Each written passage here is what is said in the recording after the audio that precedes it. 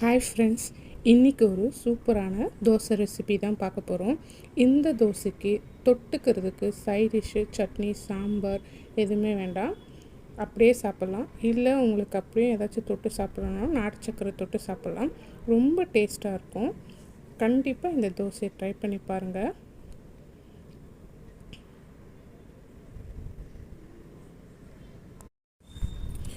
இப்போ வாங்க இந்த தோசை ரெசிபி எப்படி பண்ணலான்னு பார்க்கலாம்.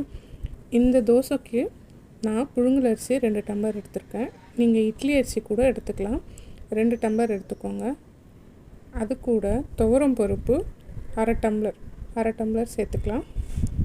இப்போ இதை நல்லா கழுவி 2 மணி நேரம் ஊற வச்சிடலாம்.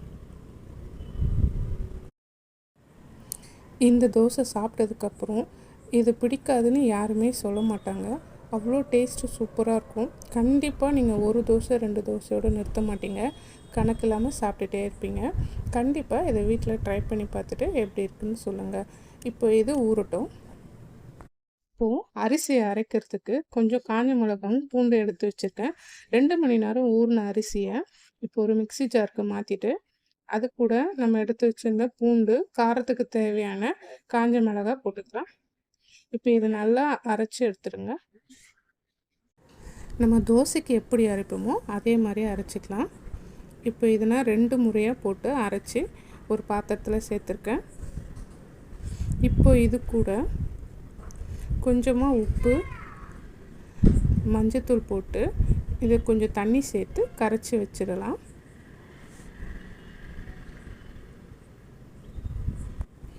அதிகமாக தண்ணி சேர்த்துறாதீங்க.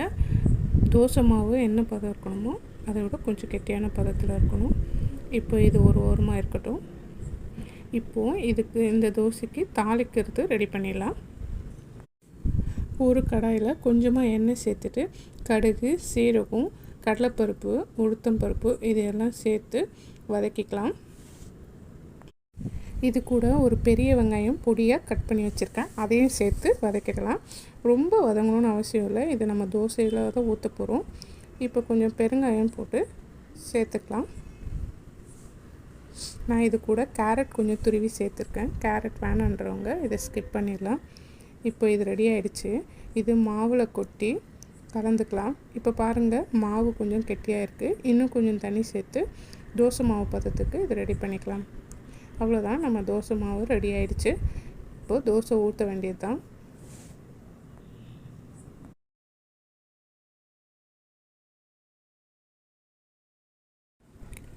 இப்போ தோசைக்கல் ரெடியாக இருக்குது, நல்லா காஞ்சிருக்கு. கொஞ்சமாக ஒரு கரண்டி மாவு எடுத்து ரொம்ப ஸ்ப்ரெட் பண்ண வேண்டாம். நீங்கள் கரண்டியிலே தோசை ஊற்றுற மாதிரி ஊற்றினாலும் ஓகே, இந்த மாதிரி ஸ்ப்ரெட் பண்ணி விட்டாலும் ஓகே தான்.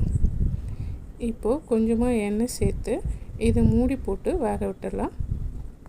இந்த தோசை வேகிறதுக்கு கொஞ்சம் டைம் எடுக்கும்.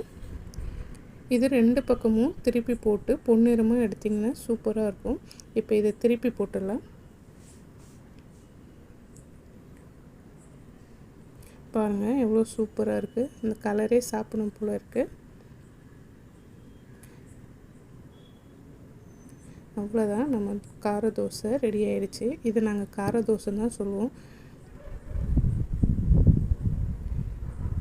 இப்போது இது கூட நாட்டு சக்கரை வச்சு சாப்பிட்டா அவ்வளோ சூப்பராக இருக்கும். கண்டிப்பாக நீங்கள் ட்ரை பண்ணி பார்த்துட்டு எப்படி இருந்ததுன்னு கமெண்ட் பண்ணுங்கள். இந்த ரெசிபி உங்களுக்கு பிடிச்சிருந்ததுன்னா மறக்காமல் லைக் பண்ணி சேனலை சப்ஸ்கிரைப் பண்ணி உங்கள் ஃப்ரெண்ட்ஸ் கூட ஷேர் பண்ணுங்கள். தேங்க்யூ.